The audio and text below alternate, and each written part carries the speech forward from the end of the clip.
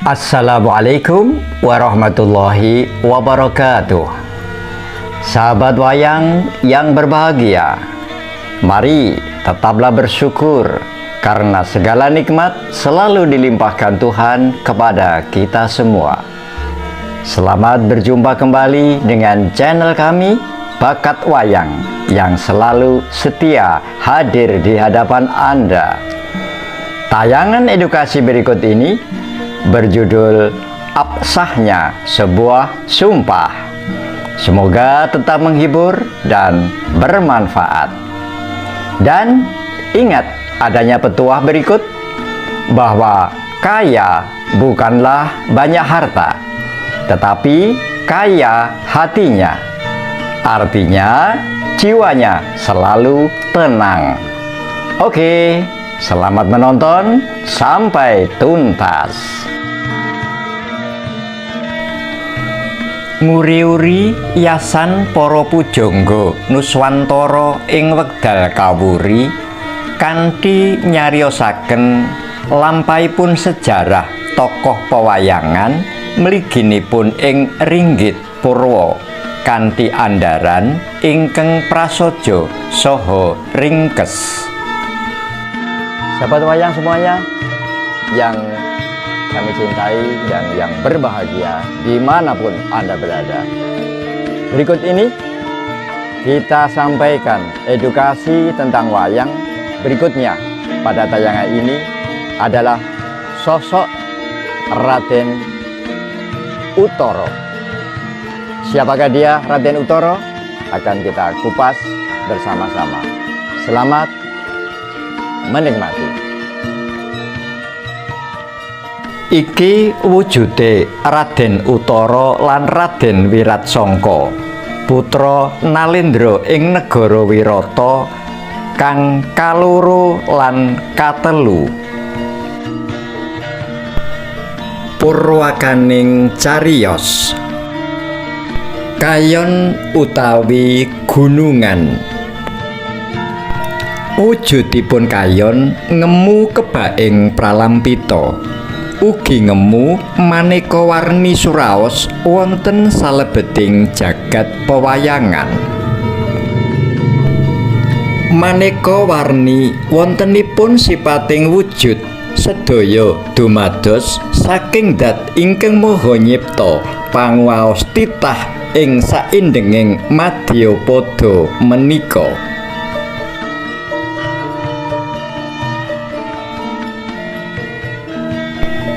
Kayon ugi nggambaraken wontenipun sedaya wewujudan lampahing carita saha pratandha gumantosing titiwanci saha swasana ing lampahan ingkang nembe kababar.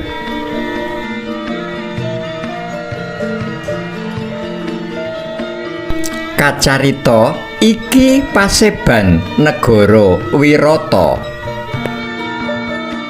Kawistara pisuwanipun Raden Uttara wonten ngarsanipun Sang Nalendra Gung Binetara. Kanthi kebaing Subasita nedahaken yen tuhu minangka sinatriya ingkang luhur ing pambudi.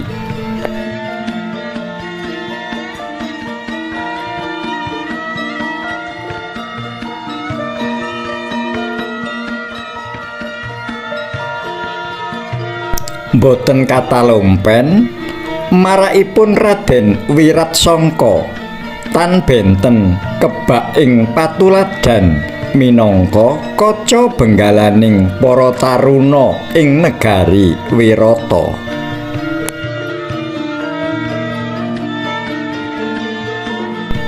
Tuhu putra-putra Wirata ingkang sedayanipun saged damel mangkokipun kulawarga, kawula lan negari.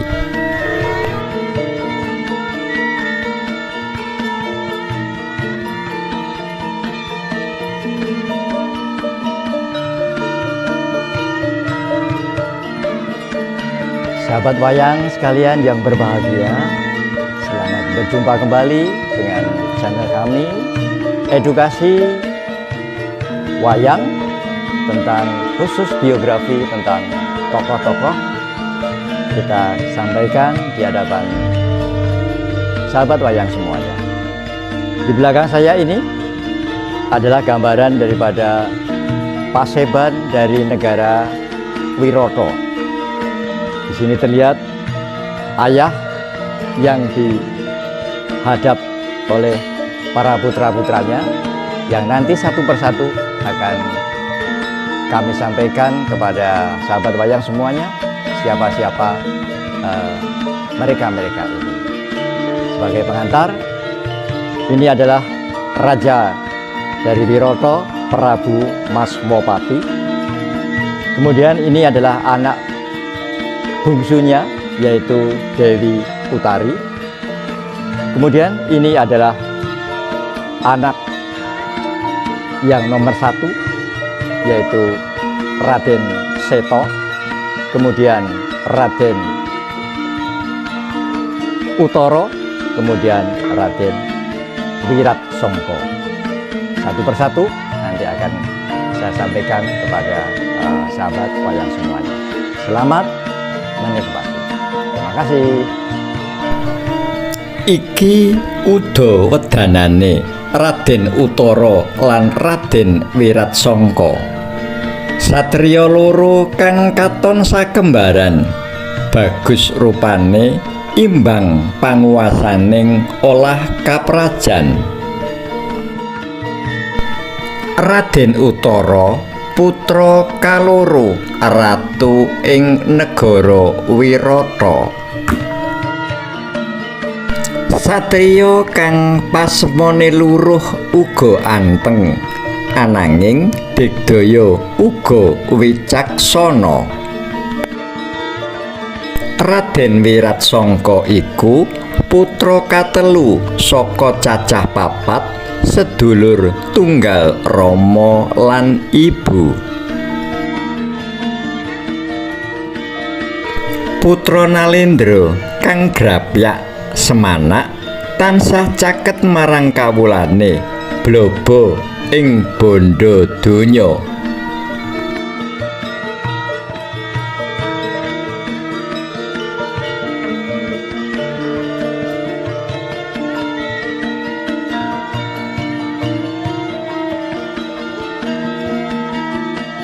Raden Wiratsongko satriyane mbranyak, puguh ing panemu lan pinter mratitisake obahing kahanan.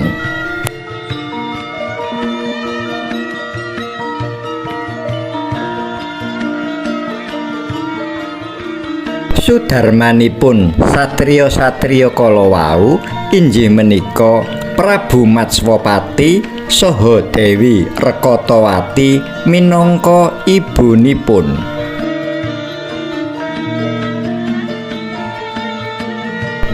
Raden Seto lan Dewi Utari minangka sedherekipun nunggil Rama lan ibu.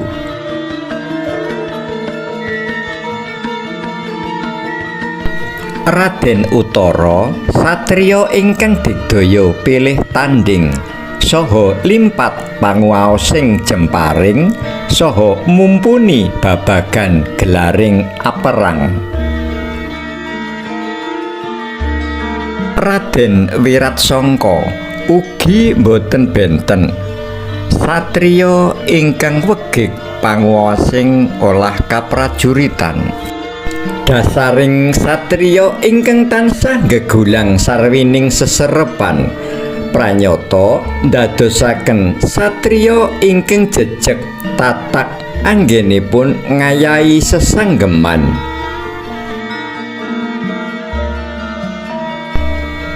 Raden Utara dalah Raden Wiratsongko anggenipun palakrama wonten ing wekdal ingkang sesarengan.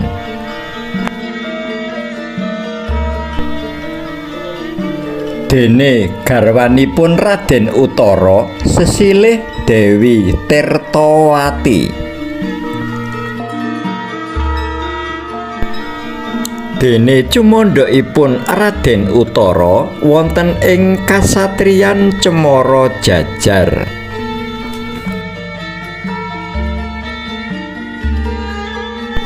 Wondene garwanipun Raden Wiratsangka sesilih Dewi Sindusari.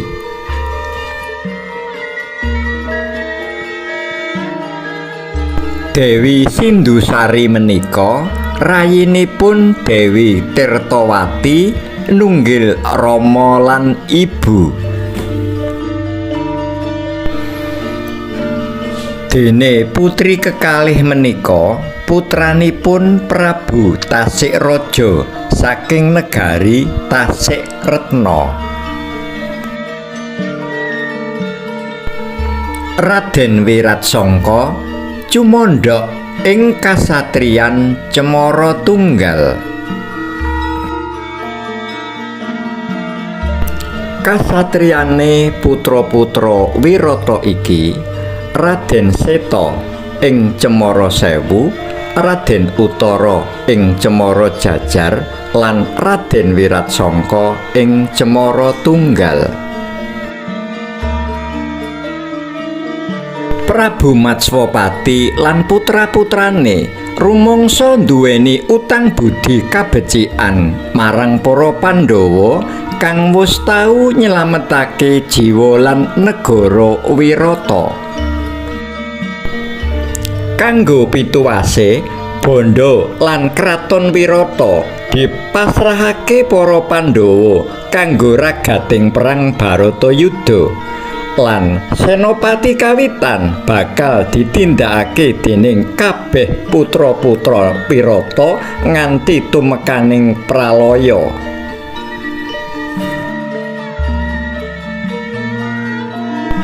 Lan janji prasetyane Prabu Matswapati kabeh kawujudan dumadi.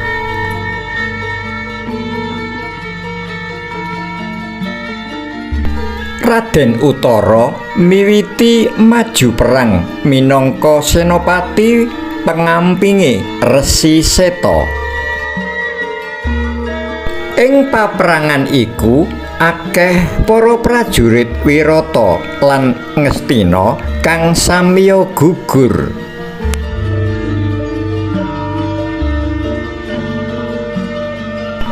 Wus dadi pestine Raden Utara gugur ing peperangan saka astane Resi Bisma Senopati Hastina.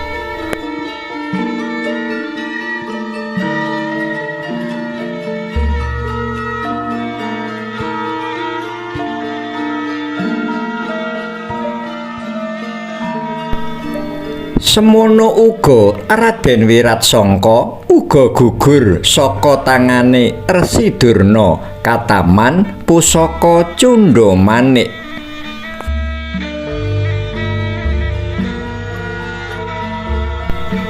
Para putra Wirata gugur ing Rananggana ana ing dina kang padha ing wiwitane Baratayuda dumadi.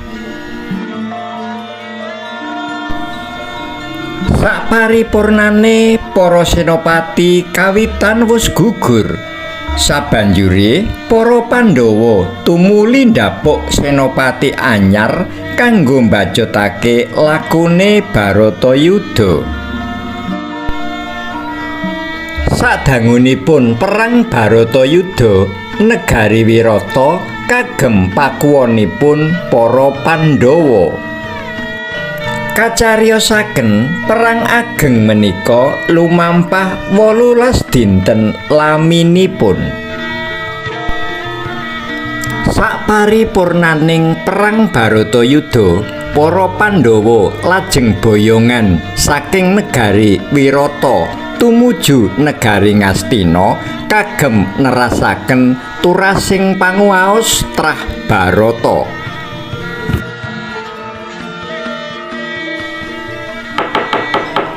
Para wayah-wayah Pandhawa kabeh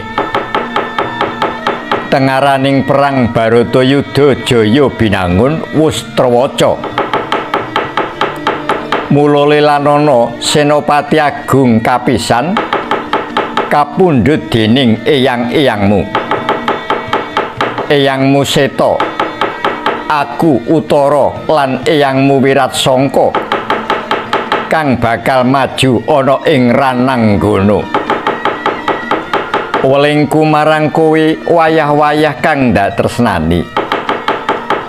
Yen to sak mengkone eyang-eyangmu gugur ing paprangan, enggal ruktinen kanthi kabesem dawana suci, kanthi satataning panembah mengkono nggir wayah-wayahku kabeh. Ayo enggal untapna lagune eyang tumuju Tegal Kurusetra nggir. Sahabat wayang semuanya, tuntas sudah. Walaupun secara singkat dan sederhana kami sampaikan tadi sosok daripada Raden Utara. Semoga bermanfaat untuk edukasi ini. Jangan lupa sebarkan kepada sahabat-sahabat Anda, share ya, kemudian subscribe untuk pembangunan channel ini. Terima kasih. Assalamualaikum warahmatullahi wabarakatuh.